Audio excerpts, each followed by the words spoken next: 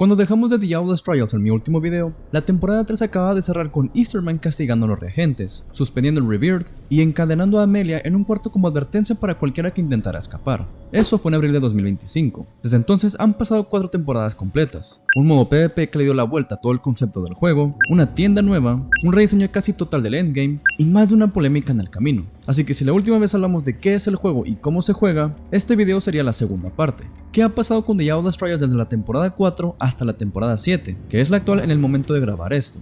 ¿Qué nuevos enemigos han llegado al juego?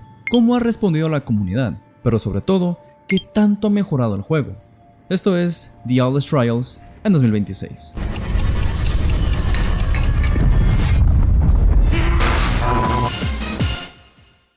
Para quienes no hayan visto mi video de The Outlast Trials, el cual puedes checarlo acá arriba, les daré un pequeño resumen de lo que es este juego. The Outlast Trials es la precuela multijugador de The Outlast, ambientada en 1959 en plena Guerra Fría. Somos conejillos de indios reclutados a la fuerza por la corporación Murkoff para experimentos de control mental. El objetivo es sobrevivir a los Trials, que son misiones principales, y los MK Challenges, los cuales son retos más cortos, huyendo y escondiéndonos de los enemigos hasta poder ganarnos la libertad. Se puede jugar solo o en cooperativo de hasta 4 jugadores, y la mecánica central gira en torno al sigilo. Nada de combate directo, solo tienes que distraer y correr de los enemigos. Cada temporada suele traer un Prime Asset nuevo, o sea, un enemigo que domina en todo el mapa principal, además de nuevos Trials, MK Challenges, eventos, cosméticos y documentos los cuales nos ayudan a entender más la historia de este juego.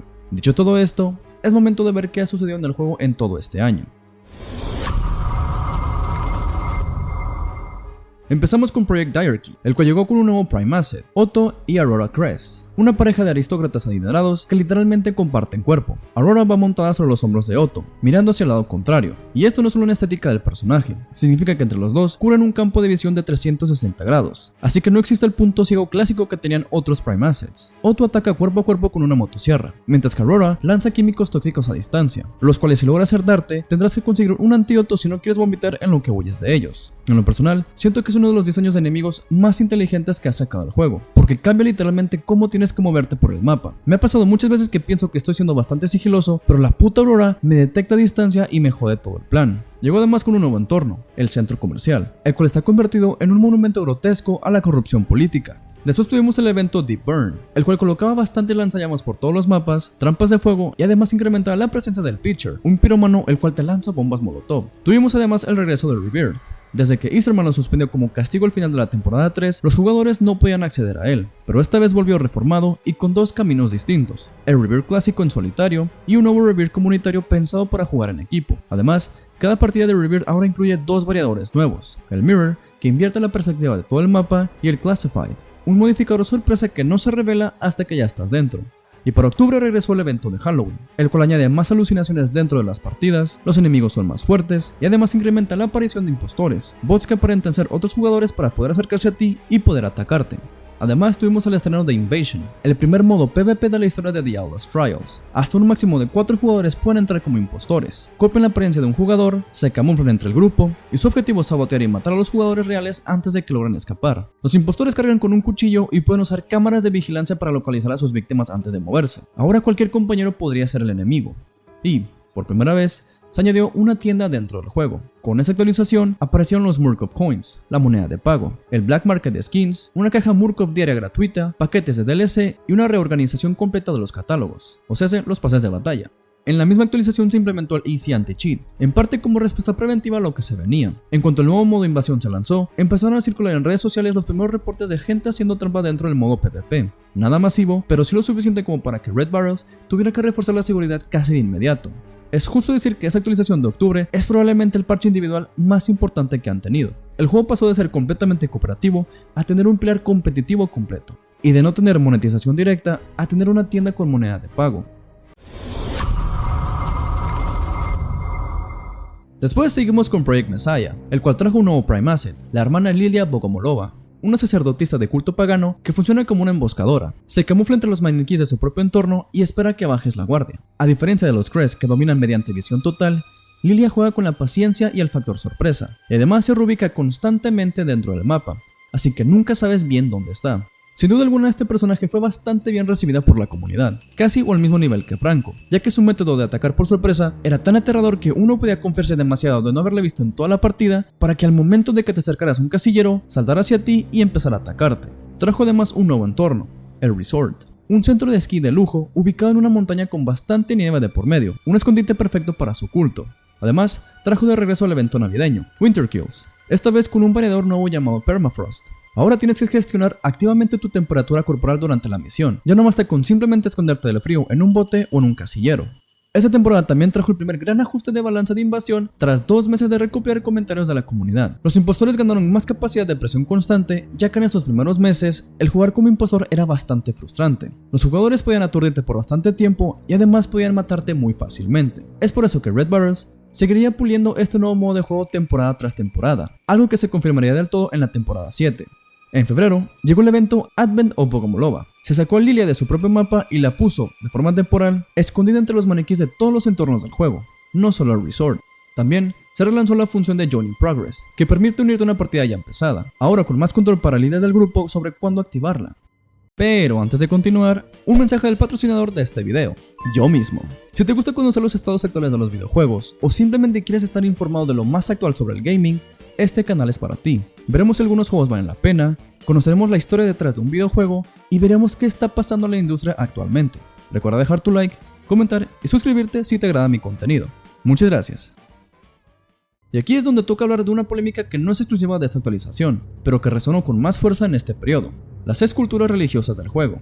The Outlast Trials nunca ha escondido que usa simbolismos cristianos y católicos de forma muy gráfica o muy oscura, desde objetos para tu celda hasta la propia Lilia, presentada como una mujer de Dios que tortura en nombre de una fe deformada. Desde los tiempos del acceso anticipado en 2023, ya había jugadores que consideraban esto una burla directa a la fe católica, y esa discusión nunca se fue del todo. Hay reseñas negativas en la tienda de PlayStation, por ejemplo, de jugadores que describen escenas concretas de la crucifixión como algo que cruzó una línea para ellos, hasta el punto de desinstalar el juego. Dicho esto, es importante ser justos con las dos partes. En los foros de Steam, una parte considerable de la comunidad ha defendido históricamente que el juego nunca ha pretendido burlarse de la fe de nadie, sino usar estos elementos como parte de su sátira más amplia sobre instituciones corruptas, ya sean religiosas, corporativas o políticas, algo coherente con lo que ya hacía la saga principal de Outlast. Red Barrels, por su parte, no ha hecho ningún cambio de rumbo público en respuesta a estas críticas ni ha suavizado el contenido. Project Judas coincidió con el segundo aniversario del juego. Lo primero que hay que decir de esta temporada es algo que generó bastante debate en la comunidad. No trajo un Prime Asset nuevo. En su lugar, Otto y Aurora Crest regresan por segunda vez, ahora en un entorno completamente distinto, un estudio de televisión. Sobre el debate, hay quienes dicen que fue una decisión inteligente, profundizar en un villano que ya funcionaba bien narrativamente, en lugar de forzar una cara nueva cada 3 meses solo por rutina. Y hay quienes dicen que fue contenido reciclado para ahorrar tiempo de desarrollo, sobre todo teniendo en cuenta lo que llegaría después en la siguiente temporada. Más allá del villano, Project Judas trajo cambios importantes para los rigs de rayos X y de la barricada. Los rayos X ahora podían usarse más veces y funcionaban como los lentes de visión nocturna, y ahora podías cargar con más de 2 barricadas al empezar la partida, además de otras mejoras en general. También hubo un reinicio completo del ranking de Invasion, con todo el mundo empezando de cero y un nuevo menú dedicado para ver tu puesto en este nuevo modo. También llegó el evento de Scavenger, la cual trajo una modificación en la cual entras a una partida sin ninguna mejora, empiezas herido y encima la batería de tu visión nocturna es reducida. Puedes encontrar rigs inestables sin cadáveres, pero son de un solo uso. Y más adelante en mayo, volvió el evento favorito de la comunidad, Primetime, pero esta vez con una variante distinta. Ahora pueden haber hasta un total de 4 Prime Assets por partida. Tendrás el Prime Asset principal del mapa y los otros 3 se van a ir rotando en toda la partida, por lo que si juegas con amigos, cada uno podría ser perseguido por un Prime Asset diferente, y si juegas en solitario, solo espera que tampoco aparezca The Jaeger, porque si no, estarás bastante jodido. Y llegamos a la temporada actual. Project Boneyard es, con diferencia, la actualización más ambiciosa de las 4 que cubrimos hoy. No tanto por traer un villano nuevo, sino por rediseñar los 2 pilares del endgame. El policía corrupto, Leland Coyle, vuelve con una prueba completamente nueva en un entorno también nuevo, la Prison Farm, una granja prisión que retrata el sistema penitenciario estadounidense como una máquina de poder, violencia y contrabando. También ha llegado un nuevo enemigo, The Bitter. Son antiguos reclusos de trabajos forzados que se automutilaron manos o pies como protesta. Murkoff los reparó, quitándole los brazos completos para evitar que volvieran a hacerse daño, les puso prótesis en las piernas para que sean más veloces y los mantiene encadenados por el cuello por seguridad, pero si los tientas mucho, podrán romper sus cadenas y empezarán a acecharte. También tuvimos el primer evento comunitario, Blood Drive. En él, se instalaron extractores de sangre en varios entornos del juego. Usarlos te da recompensas del evento, pero a cambio, reduce tu salud máxima de forma permanente durante el resto de la prueba, y tenías que donar un mínimo obligatorio antes de poder salir. El objetivo era donar 15 millones de muestras, y la comunidad logró alcanzar la meta en poco más de una semana. Además, se agregaron retos de maestría por cada rig y el cuchillo, en los cuales debes de completar ciertos desafíos varias veces para poder desbloquear una skin única. Y también se agregó un sistema de pistas opcional. Puedes pulsar un botón para ver un indicador visual de tu objetivo actual por si estás perdido o no sabes qué hacer. También llegó el nuevo y mejorado Escalation 2.0. En este modo, juegas misiones de manera infinita para ver qué tan lejos llegas. El rediseño que se hizo es que ahora a partir de la misión 21 en adelante, cualquier daño que te haga será permanente y no habrá maneras de recuperar vida. También llegó la Weekly Escalation, en la cual tiene una tanda de misiones y variantes predefinidas para todo el mundo cada semana. El chiste es que puedes competir contra otros jugadores las mismas misiones para ver qué tan alto puedes llegar en los rankings. Y finalmente, el rediseño tan esperado de Invasion 2.0. Los impostores ahora tienen objetos únicos que pueden usar en las partidas. Por ejemplo, con uno puedes ponerte un estimulante, el cual te hace más rápido e inmune a cualquier objeto que pueda aturdirte. Y entre otros más, uno te permite colocar trampas en el suelo para los jugadores más despistados. Hay menos tiempo de espera para que puedas entrar a la prueba, menos tiempo para poder atacar, se rediseñaron los mapas para reducir los callejones sin salida y un sistema de emparejamiento que ahora sí tiene en cuenta tu nivel de habilidad. Pero igual, quiero aclarar que este modo es opcional. Si quieres tomarte tu tiempo en hacer las pruebas sin la constante presión de que alguien pueda entrar y cagarte la partida, hay una opción en los ajustes del juego para que nadie pueda invadir tu partida. Por lo que si eres un nuevo jugador que apenas está aprendiendo a usar los mapas y los objetivos, esta opción viene perfecto para ti.